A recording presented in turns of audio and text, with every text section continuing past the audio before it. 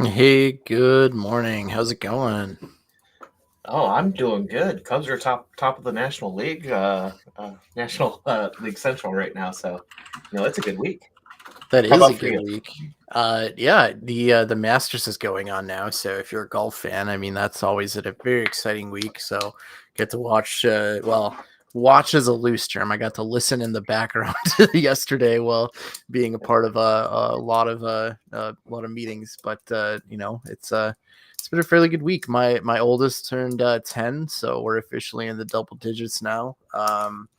She got we got her not a full fledged phone, but one of those watches that lets you call and text. And then now she's just been blowing up my phone the last 2 days because she can. And it's been a pretty decent week though overall. Weather's finally looking nicer. Been out, gotten to do some stuff outside the house for a couple times. So yeah, not too much to Yeah, complain about. no, not too much to complain about at all. I know we've got a special guest today. I'm gonna bring in Mr. Tim Golden. Oh, Tim, hello, how Hey, are you everybody. doing? I'm well. Hopefully, I've got my mute working okay and my mic working okay. Had that good 5 minute intro to practice all this stuff. So, yeah, thanks for having me. Happy Friday. yeah, so Tim, I'm Happy Friday to sure you as well. nobody has any idea who you are whatsoever. So you want to do a brief introduction? Sure. So, I tend to try to keep this really short and sweet. So, hi, Tim Golden, founder and CEO of Compliance Scorecard, where we help you, the MSP, have the risk conversation with your customer using our scorecards. Awesome. And I know we were Probably kind go of longer talking. and deeper or whatever, but yeah, if you haven't seen us on LinkedIn or whatever, hit us up on LinkedIn. We the three of us are all involved in the GTIA Trustmark as well, and I know we were discussing. You guys recently have added the capability for people to process their Trustmark findings in your platform, correct? Correct. Yeah. So, GTIA, formerly CompTIA, first and foremost, I was pretty involved in version 2.7 thousand, like the most recent version of the Trustmark program, by helping them build the control list. Having spent 20 years in living and breathing controls. So I was part of that cohort to build the control list. And then they launched with a different platform and it's been going. But now we are one of the four, we being Compliance Scorecard, are one of the four sort of, I don't know, vetted, whatever you want to call it, GTIA approved Trustmark compliance platforms to help MSPs, just like you, Henry and Josh, to manage your Trustmark program and all the things associated with it. That's Perfect. awesome. Yeah, I know it's been quite a undertaking for a lot of us, but it's awesome to have tools and resources out there like that. So, all Absolutely. right, Let's Josh, you go want to ahead kick and off the yeah. first? Go ahead. Yeah, absolutely. We'll get into the stories here, get right into it. So, this one here comes to us from our MSP, Rockin' a Hard Place. I have a tech. Customers love them. Overall dependable, but his temper and attitude internally has been super frustrating to deal with. Anytime I meet with him to discuss expectations, it's a coin flip on whether he'll take it to heart or start yelling and throwing a temper tantrum like a teenager. A customer that loves him called me last week to let me know he was doing a great job, but they wanted to let us know that he was drinking a beer at the office because it was Friday. I spoke with him this morning about it, and once again, he flew out the handle. He said it was just one beer, and I do everything I'm supposed to do with our customers. Now, I know what needs to happen, but my question is, would you wait to hire someone else to get them up to speed or let him go today? I want to do what's best for the company while not disrupting the customers. And this is our second tech that we've been through in under a year. So we'll let our guest tackle this one. Because I've fired you in a virtual scenario, Tim. Are you extending that? Are you going to fire this guy, or what are you doing with him? So, personnel challenges amongst any organization are always, troublesome. If there's ongoing, repeated, I want to use the word bad behavior or behavior that's unwelcomed. First you want to start to try to instill good corporate culture, right? Maybe these are one-on-one conversations where, hey, I get it, it's Friday, having a beer, probably not acceptable. But if there's beer made available in the office, you've kind of already set the precedence, right? So, does he fire the guy because he had a beer in the office? I don't know. If you bought the beer and put it in the fridge and made it available and it was a norm, probably not. But if there's this whole challenge of ongoing personality issues and traits and throwing temper tantrums, as we read over there, you can either mentor through that or fire them. Like, in my opinion, if I'm trying to mentor, an employee or whatever through those scenarios of, what good looks like by modeling good behavior, by putting those corporate culture things in place first, and they're still not getting it, then yeah, here's the door. Yeah. What's the adage of fire fast and hire slow? Yep. I would absolutely be looking to I've done get rid of this both. guy as soon I've as hired possible. fast and fired even faster. Unless, of course, it's Josh who hired me and 30 minutes later fired me in the IR game. Yeah, well, I gotta say, Tim, I'm a little surprised you didn't say, well, what are the policies in your handbook? What is the standard that your MSP has written? What is the acceptable use around beer? I mean, come on, man. I mean, I don't know. I get it. This is like not plug compliant scorecard, but yes, that obviously when I was referring to corporate culture, being able to support that with documented policies and procedures, of course, like even employee handbook. As I said earlier, the norm. If there's beer in the fridge and the CEO brought it and we tend to have them throughout the course of the week, then I don't really have any grounds to say, you had a beer on Friday, you're out of here. Or you, well, right. Yeah, I think it's also different if you have it at the client place. And I guess the other thing too is, like, was it served by the client? I'm just making the assumption that it wasn't. Yeah, he had it at the client's on the client site. So yeah, that's not acceptable. Yeah, I mean, well, hold on here. If the client serves it, like, it's like a relationship building, I mean, you can turn it down or whatever, depending on, I think there's a lot of, it depends, right? But I think in this context, it doesn't sound like the client was like, hey, let's, have a beer, hang out, etc. Like, it sounds like he just brought it himself, which obviously that's I feel you go zero tolerance on that. Like, you can't be having that. But yeah, no, that's and I think if you're already made up your mind that this person no longer needs to be part of your team, then they're going to do more harm to the rest of your team by keeping them on longer. So whether that's from the fellow employee morale or just teaching bad habits and people thinking that things like this are okay for them to do as well. That's I strongly think that it makes a lot of sense to just get rid of this person and cut your losses there. Yeah, 100%. That is a great point to bring up. And that was one thing. I mean, I know I always go back to my restaurant days, but that was something that I did instill into the other managers too. I mean, if you have an employee that is, creating this kind of toxic culture, like, you end up losing your good employees if you are not willing to do anything and take actions on it. So you have to not be afraid to have the tough conversations and do what needs to be done here. So. Well, I think there's really not too much more about it to say about this. You let them go, and hopefully you're have a pool of candidates, or you're able to find somebody pretty quickly. Hold on. What? So yes, all right. I'm going to be that guy because I'd love to be able to give people the benefit of the doubt. So let's just say I missed the part where he was having a beer at the client's office. Like, that probably, in my mind, definitely unacceptable. With the caveat of, if the customer said, hey, it's Friday, it's, Thirsty Thursday, like, have one beer, be an adult, do the thing. That's different. But if he just brought the beer in on his own and, like, not initiated at all by the client, no tolerance. However, my compassion hat would be, first, have a conversation with the customer and share with them the fact that we recognize that this happened. Hopefully you either noticed or didn't notice, but if you did, we're going to own it. So we apologize, talk to the customer, because you want to salvage and maintain that relationship of this is not who and what we are as an organization. So salvage the customer and work on that. But then with the employee, like I might pull them aside if it was a first time thing and be like, dude, like, what are you doing?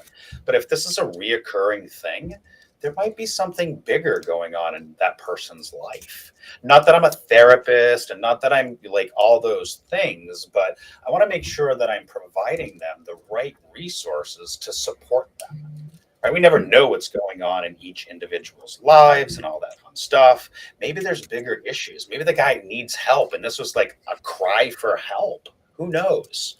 Right? So I wouldn't want to necessarily like out with the bathwater, but it would definitely not be off the table. I would want to have a conversation and be like, dude, like, are you okay? Like, what's going on? Like, talk to me. Yeah, I mean that's a good point too, depending on relationship and things like that. But at the end of the day, you still have a business to run. So even if you're doing that, I have no qualms doing the compassion sort of thing. I mean, I've definitely led with that way as well. But there still has to be some sort of actions that have consequences, whether that's a form of probation, suspension, something along those lines. So I still need to you're still running a business at the end of the day, and sometimes. True. Tims just need to be fired when they act up. Hey, first name Tims only. The other side of this too is you probably should need to have a policy if you don't already have a policy in place about accepting gifts while on site from clients. So whether that is a beer or a gift card or whatever it is, there needs to be an established policy on how your company looks at that and handles those things. Look at us schooling Tim on policies and procedures. I'm trying to be very diplomatic here. Wait, let me rephrase that. I am so pleased to see that my teaching and my training and our platform and my ability to share with the community and get them educated, that they're just now spewing it back at me. See, my job is done here. I don't have to teach anybody. You guys know it. Like, go evangelize. Yep. Tim's he's retiring now. He's got it. Perfect. All right, Tim. How about you school us here with this next topic then? We'll bring that one up. Oh boy, I have to read? I didn't think there was reading involved. When a lead says, price is a factor, how low will you go on your margin? I mean, I have a big spreadsheet to calculate our costs of services to a customer. And if you end up against 5 other proposals, costs will be a factor in their decision makers. And they are a client you really, really want. So how low do you go on your margin? See, was that done with the right attitude and the right inflection? Hopefully I get the essence of what he was trying to say, computer guy. Yeah. So I will say, personally, I am very anti any type of discounts because it undermines the perceived value that the client has. So we just don't. I will change the scope of what we provide to get the price where it needs to be for you, but to an extent. But it's when it comes to promos and discounts, there's very little amounts that I'm going to move. So, how about you, Jeff? No, I mean, I agree. You can have a statement such as hey, our goal is to, be a partner and make sure that your business is effective and secure, and lowering our price could effectively hinder our ability to live up to our partnership agreement. So I think you kind of have to stick. However, now there's always it depends, right?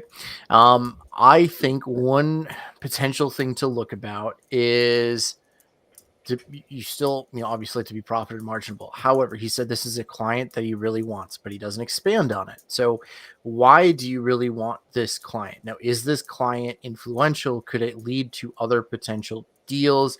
Are they, are they going to be a high, center of influence that could potentially lead to more margin and more deals? Now, that's something that, is that anything you would play to your consideration, Henry, or are you still saying the price is the price? It could potentially play into my consideration. It depends on how much that other potential income is associated with that. But it's going to have to be a lot to move the needle for me, just because it's going to undermine that relationship moving forward with the client that wants the discount, in my mind.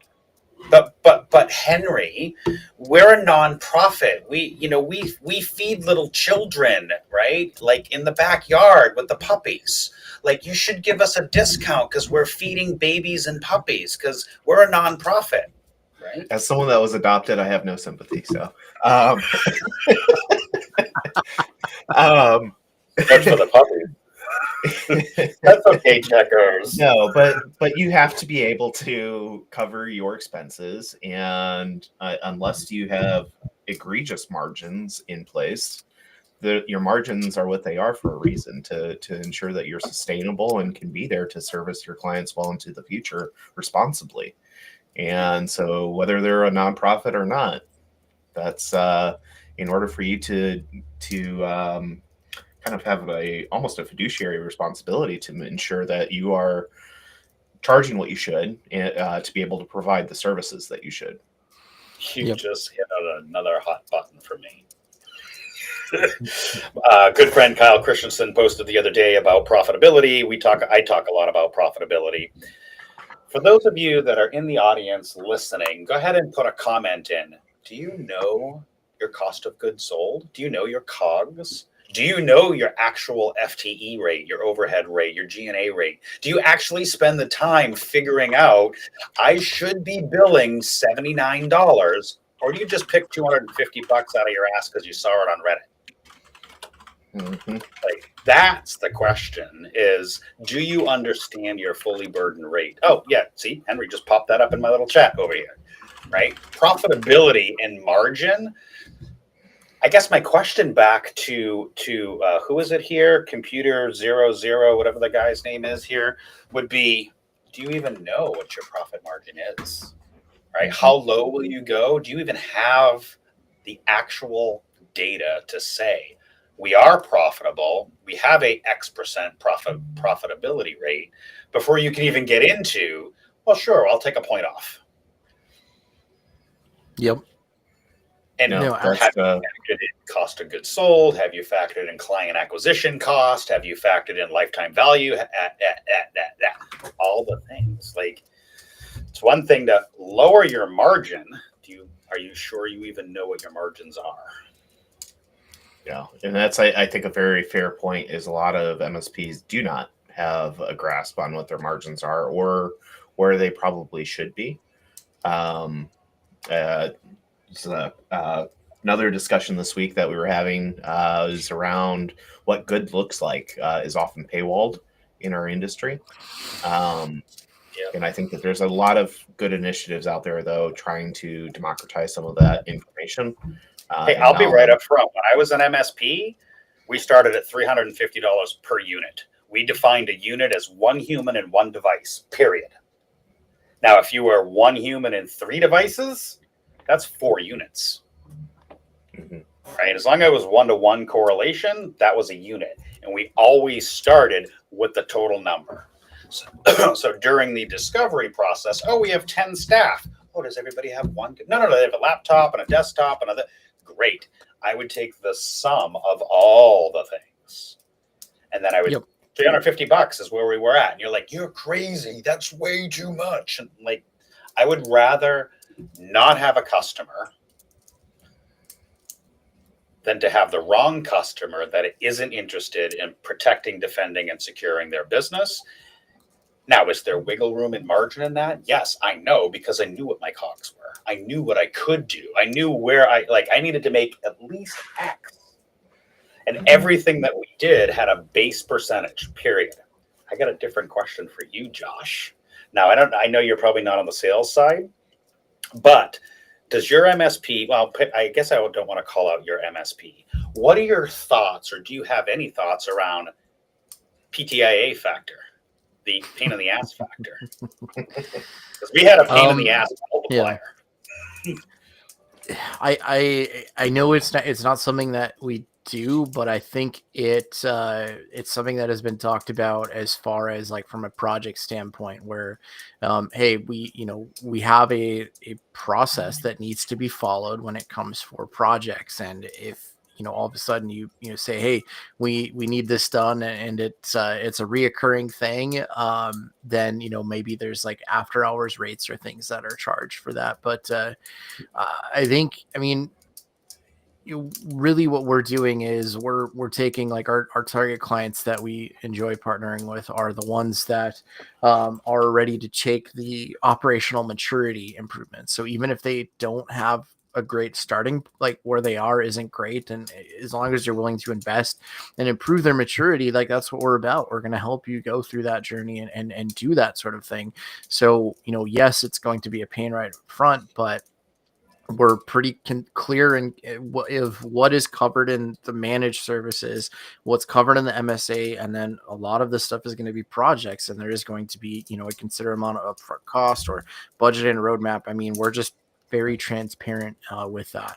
Now, I've worked at other MSPs that don't have that, and it just it creates.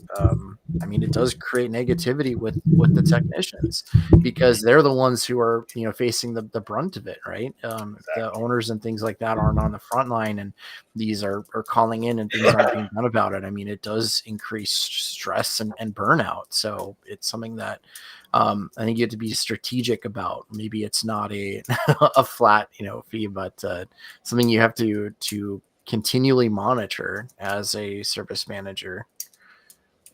Henry, do you think that this question that is price a factor, margins, do you think that this is a sales problem, or this is a messaging problem, or this is a ideal customer profile problem? Probably all the above. I think that the messaging is going to help show that it's a value conversation, an business outcome conversation versus how do we get the cheapest tool, cheapest thing for that. So one of the conversations that we'll have is sure, you can go find another MSP, but you're not going to get our team. That is unique to us. So they may be using similar tools, but our team is unique. The other side of that too, I think, where you turn this quickly into a business discussion, is if they're asking for those margin cuts, is okay. Well, let's discuss what's actually important to you. Do you care about the security of your business and its data? Do you care about having some type of DR plan for if you need to, the worst should happen? And start turning that discussion back around to what that impact is to their business. Yep. So I think it can be almost summed up in, if you are going to negotiate, maybe negotiate on scope and not price, and a whole lot of other things thrown in there. So let's go ahead and move on to our next story here. This one I'm going to hand over to Henry, if you want to take us through this. Yeah. So President Donald Trump signed 2 directives targeting ex-officials that had criticized him. One order revoked the security clearance for Christopher Krebs, pretty well known, his former cybersecurity chief, and then called for a review of his work in government. Another directive targeted Miles Taylor, former Homeland Security official and anonymous author of the 2019 book Critical of Trump. Taylor was referred to the Justice Department for investigation, and Trump's accused both men of wrongdoing.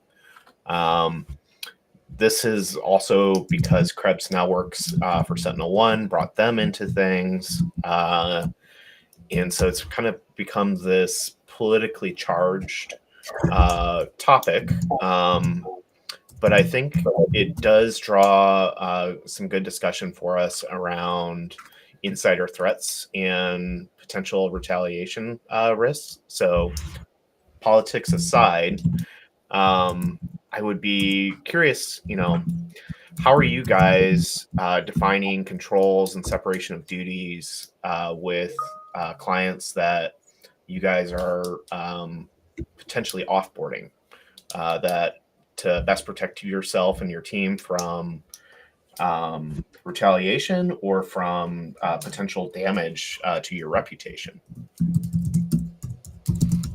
Josh, you want to hop on that one first? Yeah, no, it's a great question and a great discussion topic. And I'll go to my default thing is you hopefully have an onboarding or say if you have an onboarding, you should also have an offboarding procedure and things like that in place. So you're falling back on your documentation, how you do things, and understanding and having that, like, hey, what does this employee have access to, assigning a risk level to that employee, and what is, what do we need to kind of be worried about? It goes into security best practices. I mean, designing by RBAC, least privilege access. Like for example, I'm fairly on a leadership role and in charge of our security. I can't get to our backups now. I know when I say that, I could contact people, I can create an account, whatever, but like I don't have real, like, that's separated from myself. I have no idea how to access them, right? So um knowing what can and can't, and if you have a high profile employee or something like that, again, going back to restaurant management days, I've had to fire a GM. Like, that's a pretty big deal, and you're going into the whole reputation. You have to be upfront with the communication. I mean, you have to have all of your ducks and everything in a row. Follow the offboarding process, make sure that you get everything, and if it's a high profile employee, making sure that they're locked out of things, that they don't have any access backdoors. You're getting all of their access keys to things like that. And maybe you're going as far as a communication strategy. We had to let all of the employees know, hey, obviously after this happened, we don't do it before, but we immediately after it happened, hey, we just let this person go. If he tries contacting you, please contact the management immediately. Let us know if you have any questions. We're not dragging him over the mud. We're just clear, concise communication plan. So again, from the IT perspective, maybe in some clients you're letting them know, but obviously you're at least letting your internal employees know this thing too. So have a risk level associated, know what is there, and what the potential is. I mean, it's almost like a tabletop, right, where you're like, hey, if this person gets compromised, what could potentially happen, and then building your documents and your procedures and things around that. Jim, you have any thoughts on this and how mitigating mitigating the reputation risk? And I mean, I guess it goes both directions here. Is when you have a toxic breakup, the employer may be bad mouthing the previous employee, or the previous employee may be bad mouthing the employer. So, what are your thoughts and experience around this? I mean, yeah. So there are a couple of things that come to mind. First and foremost, an ethics policy. Josh, I love what you were saying. But I need to remember a lot of MSPs can't be as awesome as you and Henry. Right? I think you told me a couple of days ago you have a very large team. The average MSP has 3 to 5 employees, whatever, maybe 10 employees on the average. And so when I think about how do I take a smaller MSP, a 1 or 2 person, or even 5 or 10 person MSP, and break these things down? Like an ethics policy, like when it was just Maureen and I building compliance scorecard, we already knew what each other's ethics were. But now that we have a team of over 20 FTE, and now we have to actually have an ethics policy. So we know we start right in the very beginning of, even during the interview process, this is who our company is. This is the culture we believe in. And you're either coming into this culture and growing and working alongside us in this amazing culture, or you're not. And part of that is integrity, ethics, right? And go through our whole whatever. But as a small MSP, starting with that corporate culture of defining what your own ethics are, getting everybody on board so everybody now knows what that is, then reviewing and looking at employment agreements. A lot of employment agreements have some form of ethics or some form of, don't say bad shit in them, right? A lot of employment agreements have that kind of stuff. So it all starts with setting the precedence of, hey, we don't do this kind of stuff, or we do. And then having the policy, the procedure in the employment contract, i.e., some legal kind of representation that says this is what you can and cannot do from an ethical perspective. Now, this whole Trump, he said, she said, you did, I did, whatever, this is all just, I don't know, whatever. I'm not going to get into all the political components. But if we started with a corporate culture of, hey, we're kind of ethical and people with integrity, we build that into our culture, we build that into our policy, we build that into our employment agreement, and stuff goes haywire, well, you knew this coming into what we were doing. In fact, it's happened to me in one of my previous employments. I had a staff member, similar culture, different company, not compliance scorecard, similar culture to and what I build in our tech team and I have for years. And I had an employee that did his job well, was amazing, like worked really hard, was really, really productive. And then, out at a show one time, he's drunk, he's mouthing off, he's, making derogatory remarks. This is at a different company, by the way. I want everybody to know that. And I'm like, dude, this is not how we act. You don't say that crap. And if you do, you don't certainly say it in front of me because I'm going to deck you. And so I've been presented with those scenarios where you get the bad mouthing, you get the whatever, as this executive order targeting these officials that have the presumption of we don't know, we're proven until guilty and proved, whatever. But if this happened to me, which it did, I instilled the culture. I had a corporate policy. I had an employment agreement. They knew, and they were out. Oh, right back to our original conversation 30 minutes ago. You're out. Yeah. No, and that's, I think there's also from the employer aspect of this, our viewpoint is, employee, is that like a lot of people just apply for a job because they need a job and don't necessarily vet the organization to ensure that you have aligned core values. And so you're setting yourself up for failure if they do not have values that align with you. And Tim, to your point, if they don't have an ethics policy or at least loosely defined within the employment contract, don't go all surprise Pikachu of that coming back to bite you. Yeah, well, I can take this back to a client. Again, previous MSP worked with smaller counties, and there was a county that reached out because they had an employee who everything was tied to his personal account, his Hotmail or Outlook or something like that. And this is like official county business minutes and access to all of this. And he got mad and up and left. And like, now what do you do? And it's like, you need to realize these things before they happen. I mean, from an MSP perspective, especially if you're smaller, you might have, instead of setting up like just something simple, instead of setting up a shared alert mailbox or a shared vendor mailbox, like if it's one or two, you probably have things under your personal email. What happens if you let that person go and now you're locked out of these tools and your systems and you don't have access, and now you're looking at downtime or worse. So you get it, if it's smaller, but these are things as you're improving your operational maturity, like that need to be thought about and documented and tested. Absolutely. Yeah, I mean, it doesn't have to be hard, right?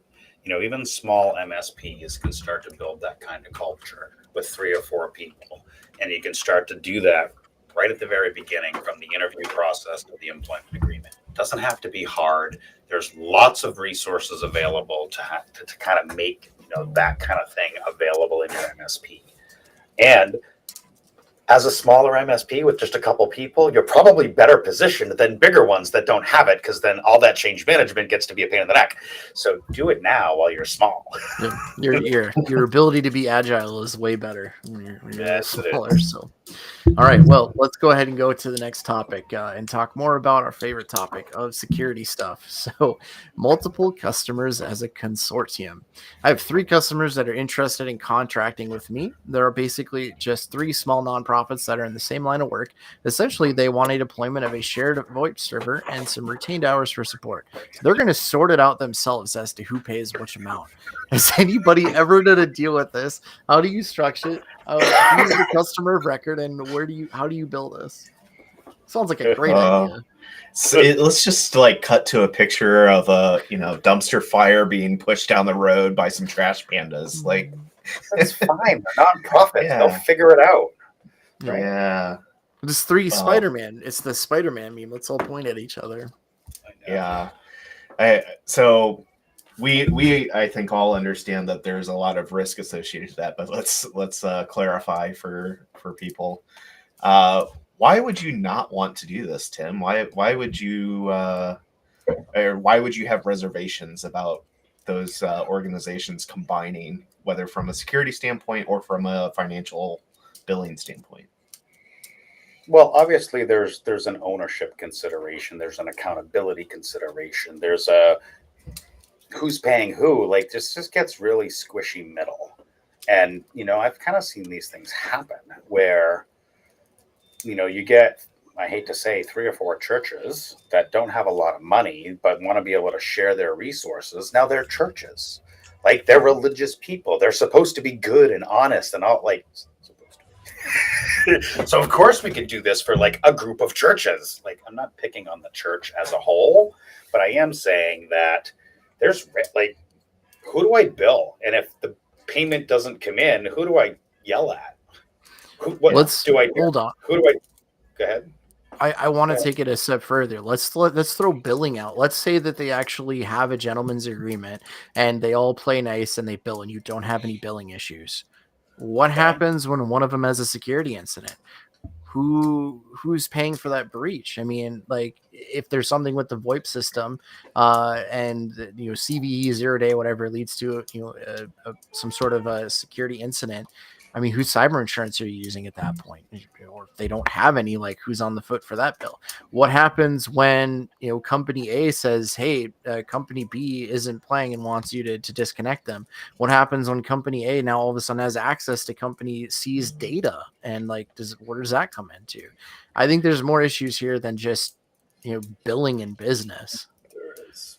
Well, and I think the initial post talked about VoIP considerations specifically, and we all know that telco is famous for not having complex taxes and usage information around it. So of course not. There's no FCC stuff in there. Like, who cares about compliance? Oh wait, yeah, right. And that's and heaven forbid they're in different states, and heaven forbid they're in California. Like, yeah.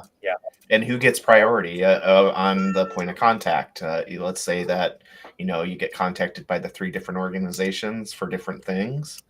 Who if you have one of them that's overusing, does that mean that?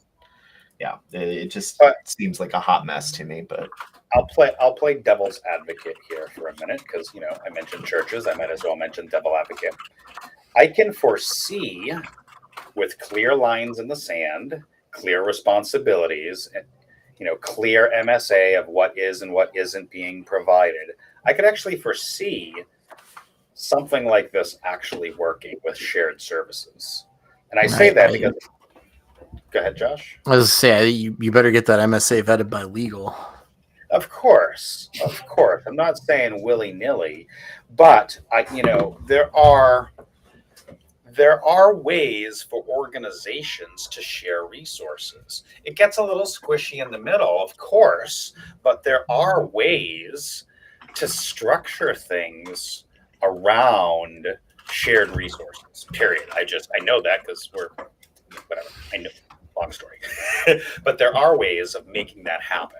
Some of the key factors of that is making sure there are clear roles, clear responsibility, clear lines in the sands, who's responsible for what, billing, all those things that, we kind of brought up as the negative components.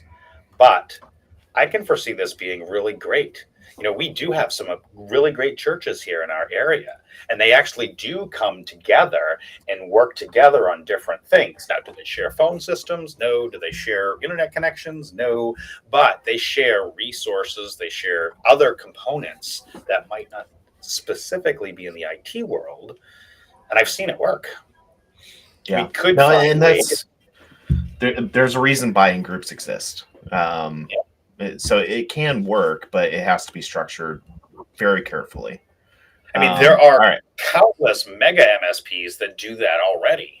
I won't name them all out, but we all know who they are.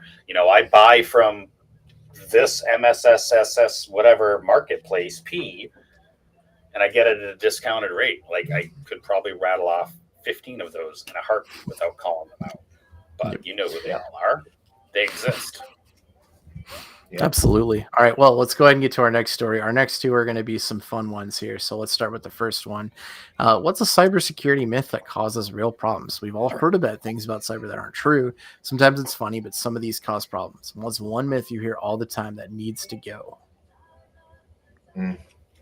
Well, the famous one, and I'm pretty sure it was in the thread, is the I'm too small to be a target. I'm irrelevant to a potential attacker. And then common one that is that we see is all MSPs do the same thing, at least from a client perspective.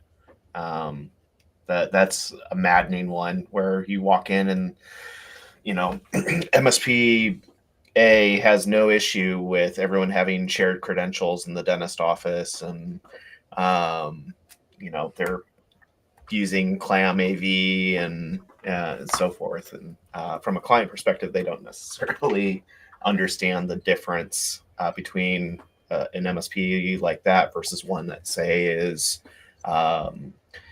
designed and built around a security framework and what the implications to their business and potentially are from that. Yep. What about you, Tim? What are your things that you've heard as far as cybersecurity myths? I have a nephew that just graduated college in a computer degree, and he's going to take care of my IT. Years ago, I used to hear, as a current and past developer, I bought a copy of Front Page. We're good. I can build a website. I know how to use Wix. We're fine. We're, hey, software developers and techs, they know what they're doing. We don't need these security controls. Yeah. Or Macs can't get viruses. Oh, that's a good one. Yeah. Why do I need to replace my computer? I mean, I've had my phone for 10 years. It's just fine. My computer, I can get probably 10 years out of it too. Sales and marketing should have the ability to install whatever they need when they need it. You're inhibiting sales. Yep. Hold on. What about this one? It's proper security to change your password every 90 days. I'm sorry, I still kind of do that on some things. Wherever I can't have passkeys or FIDOs or whatever, I do change my passwords frequently on some things. Anything internet facing. Yeah. I don't know. There's lots of myths that can cause more problems than they're worth. There's the sales objections we get all the time. I'm too small. They don't care. Why should I? Oh, how about this one? Insurance will pay for it. Yeah. Our stuff's in the cloud. It's secure. Mm-hmm. Oh my goodness. I don't want to pay for that. Right back to that margin conversation of, can we negotiate? No, the price is the price. Yeah, but I'm only 3 people. The price is the price. Like, do you go to the grocery store and haggle over a banana? No, you just buy the flipping banana, right? Like, you recognize you need potassium, you want that yellow goodness, you need a little bit of peanut butter, buy the banana. Mm-hmm. Well, that gets to the discussion we've had many times about whether or not your clients take your advice akin to what they would from a physician. but yeah, there's a whole long thread there that we could pull on. But yeah, I think a lot of the SMB market, there's a lot of cybersecurity myths there that all are directly correlated to the things that you're seeing in like the Verizon defer report, where it's just they just don't understand.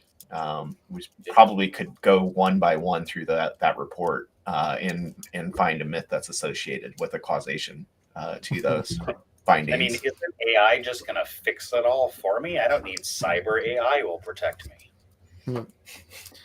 I kind of, I was gonna say, I shit you not. I had a customer, regulated industry, that literally came to us and was like, "Yeah, we're not gonna do SOC 2. I'm gonna have AI build my entire SOC 2 program."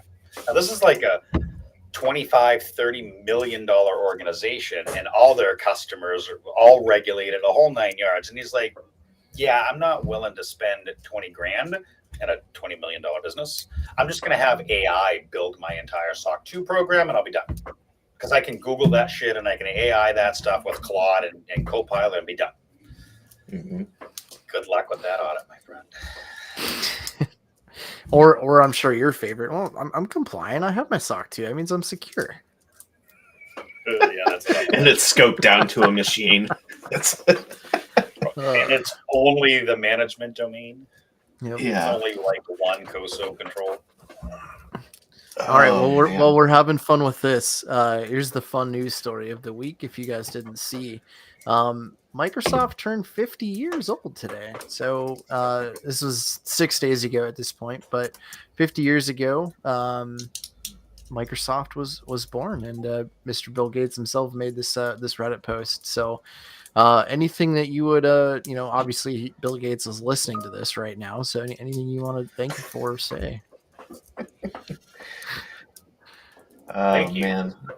for the amazing 8.1 operating systems that only allow for 8 characters. Oh, wait, sorry. I am still running into the 255 character limit 50 years later. Yeah, I don't know that I have any. Yes, obviously, all of our careers are deeply tied to the creation of this, but yeah. Not me. I'm a Linux guy. Wow. Oh, wait, isn't Microsoft built on Linux? Oh, damn it. Is Bill listening? Hey, Bill, can I borrow some money? I mean, hey, all Windows it's a GUI for PowerShell. Come on now. Or maybe it's Graph now. I don't know. Yeah. You know. It's true. I mean, most servers nowadays, you install it without the GUI, and it's just, PowerShell. Sorry. All right. Well, I think we've tackled all of the world's problems here. What do we have upcoming? Things to look forward to. Well, Josh, how about you start off there? You're doing the IR games coming up, right? Yep. Still doing the IR games. So we do a free one the last Friday of every month. So please come check that out. Signups are available. You can go to our website at irgame.ai. Awesome. I'm going to be at the PAX 8 Security Boot Camp in Chicago next week. I'll be wearing the hat of incident response at that event for their tabletop. So channeling my inner Josh for that. Then Rejection Con's coming up. So some of our friends will be speaking at that event. Tim, do you have anything that's related to that? Yeah, I have a keynote at Rejection Con for building your, I'm going to say it, VCSO program. Damn it, I hate that word, but okay. 7 steps to building out a compliance as a service offering as one of the keynotes at Rejection Con. So we have a whole playbook and a download and calculators and all kinds of free stuff because, I like to give things away. So, but more importantly with Rejection Con, all the proceeds to go and support the Rural Technology Fund. So while we get to come in there and banter and have all kinds of fun educational stuff, there's actually tangible community results with the Rural Technology Fund. So buy a ticket, donate now. Even if you don't come and listen to me and reject us all, at least some people will get some of those funds and much deserved technology. Awesome. And then I think after that is coming up very quickly, the MSP GeekCon. MSP Geek. You're doing a pre-day? There. I'm there too. I'm Roy Kent these days. Here, there, everywhere. Sorry. Ted Lasso reference. No, we are hosting a pre-day at MSP Geek. For those that are not familiar with MSP Geek, have you been living under a rock? Anyways, MSP Geek is a great community for all of us to come together and have really, really educational components, from the level 1, just hired help desk technician, whatever, all the way up to business decision makers. Compliance Scorecard is sponsoring a half-day pre-day where we're taking you from zero to hero and getting you audit ready. We are actually bringing in a third-party audit company that works side by side with us on where do I start, all the way through here's your audit and you're either go, no go. So we're really excited about bringing on a hands-on lab experience from, I know nothing about compliance, get my SOC 2, not AI generated. Awesome. Yeah, no, I'm looking forward to attending that event as well. I think I'll be assisting with some of the tabletops, nice. Special interest discussions there. So, and then as always, there is the IT Nation Secure that we have on our radar. I know Topper's not with us today, but certainly looking forward to that with some of the things that are going on in the background for planning for it. It's going to have a very different feel this year, I think, to the benefit. Could I interject a little bit there? Because I'm really excited about what the IT Nation team, Matt Topper, Victoria, and them are all doing this year. I'm really excited because I've had a couple conversations about how they're vetting and how they're bringing in speakers. And damn it, Josh, you better have submitted. Like the way that they're looking at running the event, I feel like is just going to be so much better this year. And I think that the content is hopefully going to, well, not hopefully, it is going to be so much better. Maybe you'll get to see people like Josh actually speaking because he needs to be up on that stage because he has good things to say for the community to hear. Well, so sorry, Josh. Plug for you, my friend. I appreciate it, but all I can say is just stay tuned. Can neither confirm nor deny at this point, but stay tuned. So excited for this. Awesome. All right. Well, thanks everyone. That is our show today. Tim, thanks for hopping on, especially at short notice. And then if you do want to be a guest on this show, we do have a form for you to fill out. Fill out the form and we can reach out to you to be on a future episode. Other than that, you guys have a fantastic rest of your day and enjoy your weekend. We will see you here next Friday. Bye, everyone. Thank you so much for having me. See y'all.